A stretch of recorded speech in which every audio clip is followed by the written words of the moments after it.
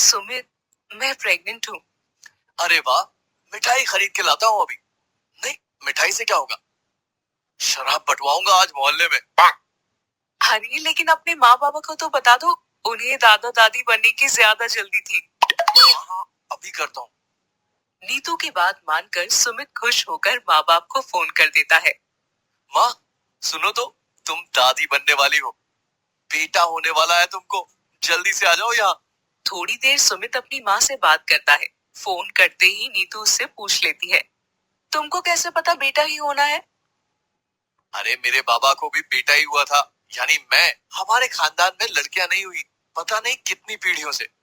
अरे मैं तो चाहती हूँ लड़की हो जाए। अरे काली जुबान, लड़की हो जाए? क्यों हो जाए लड़की? लड़का ही होगा। आप भगवान थोड़ी हो फैसला करने वाले। भगवान नहीं, विज्ञान बताएगा। अभी टेस्ट कराने ले चलता हूँ। टेस्ट नहीं करा सकते कि लड़का होगा या लड़की, जेल हो सकती है। पैसा फेंको, तमाशा देखो, सब होता है। चलो मेरे साथ। पाप है ये। चलो मेरे साथ, ज्यादा बड़बड़ मत करो। कोख में भले ही तुम रखोगी, लेकिन बीज मैंने ही बोया है। बच्चा मेरा ही ज्यादा रहेगा। सुमित जबरन नीतू का हाथ पकड़ता है और ये टेस्ट करवाने ले जाता है कि नीतू को बच्चा होगा या बच्ची। कहिए, क्या मदद कर सकते हैं आपकी? आपको बताया था कि मैं आऊंगा चेक करवाने की, बेटा होगा या बेटी। अरे धीरे बोलो, कोई सुन लेगा तो दिक्कत हो जाएगी। सॉरी। पैसे लाए हो पूरे? डॉक्टर नर्स को बुलाता है और वो नीतू को अंदर ले जाती है। अभी पता चल जाएगा कि क्या होने वाला है? शाम तक पता चल जाएगा। मैं आपको फोन लगा कर बता दूंगा। सुमित और नीतू घर चले जाते हैं। शाम हो गई, अब तक डॉक्टर का फोन क्यों नहीं आया? ये आप अच्छा नहीं कर रहे। तुम मुझे मत सिखाओ, मैं जानता हूँ बेटा होने में ही फायदा है हमारा। तभी सुमित का फोन बजता है।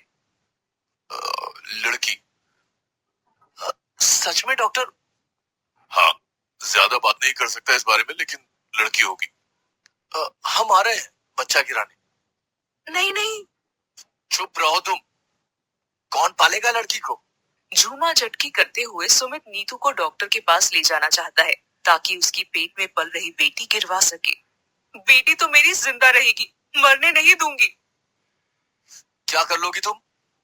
मैं तुम जैसे आदमी के साथ रहूंगी ही नहीं। तो चली जाओ यहाँ से। तुम्हारे मायके वाले तो तुमको रखेंगे नहीं। मुझसे लव मैरिज करके आई हो, जाओगी कहाँ? न पढ़ना आता है न लिखना, नौकरी भी कोई नहीं देगा। जिसने जन्म दिया है वो ऊपर वाला कोई चमत्कार जरूर करेगा, पर मैं तुम्हारे जैसे भद्दे आदमी के साथ तो नहीं रहूंगी। सुमित उसे रोकता नहीं है और नीतू अपने होने वाली बच्ची की जान बचाने के लिए वहां से चल देती है। वो रात को रेलवे स्टेशन पर कुछ लोगों से बात करती है।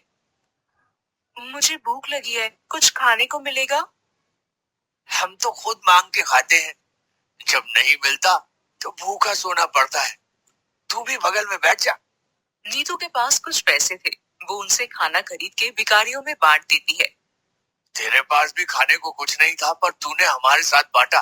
देखना, अल्लाह तेरे साथ जरूर अच्छा करेगा।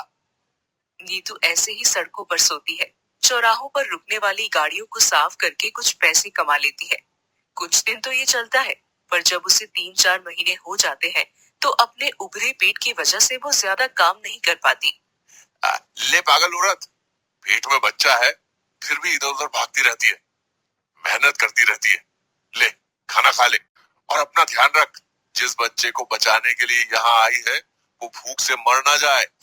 ईश्वर ने इतने दिन जिंदा रखा है इतनी तकलीफ में, बाकी भी वो ध्यान दे ही देगा। रेलवे स्टेशन के आसपास के लोग नीतू को जानते हैं। वो भीख मांगने की जगह हर दुकान वाले का कुछ काम कर देती है और खाना खा लेती है। एक चूड़ी बेचने वाली ने उस पर दया करके उसे अपनी दुकान में सोने को कहा।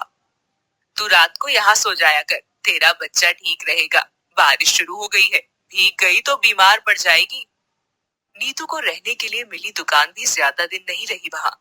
एक दिन नगर पालिका वालों ने वो गुमटी वहाँ से हटा दी, क्योंकि उस जगह पर अतिक्रमण था। अब नीतू स्टेशन के आसपास खुले में ही सोती। आखिर में वो दिन आ ही गया जिस दिन का वो इंतजार कर रही थी। बहुत बारिश हो रही थी, अंधेरा था। तभी उसके पेट से दर्द शुरू हुआ। उसने मदद के लिए लोगों को पुकारा, पर बारिश की आवाज में कोई सुन नहीं सका। एक भिखारिन वहां आई और उसकी मदद करने लगी। अरे लेट जा, जोर लगा। आएगी बेटी, तेरी बेटी आएगी, कल मिठाई मांग के खाएंगे हम, डर मत। थोड़ी देर में नीतू बेहोश हो गई। सुबह जागी तो आसपास रोशनी थी। उसे लगा उसकी बेटी बची नहीं, पर उसे एक बच्ची के रोने की आवाज सुनाई दी। वो अपनी बेटी को गले लगा लेना चाहती थी। लल्ली आने वाली थी तुझे तो, पर लल्ला आया है। क्या बेटा हुआ है? हाँ, तेरा डॉक्टर झूठ बोल गया। उस दिन नीतू को पता चला कि डॉक्टर की जांच में कमी थी, गलती थी।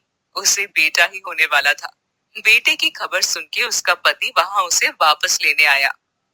अरे बेटा हुआ है, ऐसे थोड़ी रहोगी तुम यहाँ। चलो घर, हम वापस सब ठीक कर लेंगे। नहीं, अब उसका परिवार यही है। वो अपनी मेहनत की खाएगा, तुम्हारे जैसे बाप के साथ नहीं रहेगा। और अगर वो पूछेगा कि उसका बाप कौन है तो क्या कहोगे? कह दूंगी कि मर गया, आत्महत्या कर ली डॉक्टर की झूठी रिपोर्ट देख के।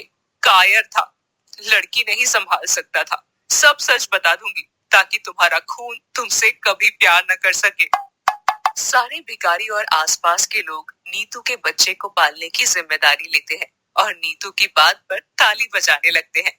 सुमित वहां से मुंह झुकाकर चला जाता है।